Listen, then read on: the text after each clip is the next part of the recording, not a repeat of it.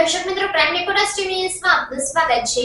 પાટણ જિલ્લાના સિદ્ધપુરના લુખાસણ ગામે શંકાસ્પદ હાલતમાં કેસરબેન રાવળનો મૃતદેહ મળવાનો મામલો। સિદ્ધપુરના લુખાસણ ગામે શંકાસ્પદ હાલતમાં કેસરબેન રાવળનો મૃતદેહ મળવાનો મામલો।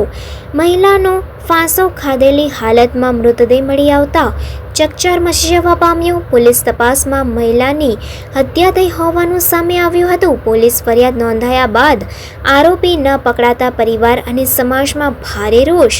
પરિવાર અને રાવળ સમાજ દ્વારા વિશાળ રેલી યોજી પાટણ કલેક્ટર અને પાટણ એસપીને રેલી યોજી આવેદનપત્ર આપવામાં આવ્યું। આરોપીઓને ઝડપી પાડવા અને યોગ્ય ન્યાયની માંગ ઉચ્ચારી। શ્રદ્ધાંજલિના કાર્યક્રમમાં ભેગા હતા। એમને કહ્યું કે હું 2 દિવસમાં જ હત્યારાને પકડાવવાનું પોલીસને લઈને ગોઠવીશ। એમને નથી કર્યું એટલે એમને પછી અમને વચન પણ આપ્યું છે કે આ 2 દિવસમાં જો આનો ઉકેલ ના આવે તો અમે બધા સમગ્ર ગુજરાતના રાવળ મુખ્યમંત્રી, ગૃહમંત્રી, ગૃહ સચિવ અને ડીજી સાહેબ પાસે અમે કાર્યક્રમ અમારા અહિંસક કાર્યક્રમો કરીશું।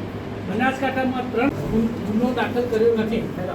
અમારી સાહેબને અમને વિનંતી એટલી છે આખા સમાજની, અમારા આખા સમાજની ગુજરાતમાં 35 લાખની વસ્તી છે। અમે ગાંધી ચિંતા માર્ગે કામ કરવા માગીએ છીએ અને આપણે નમ્ર વિનંતી પણ કરવા માગીએ છીએ।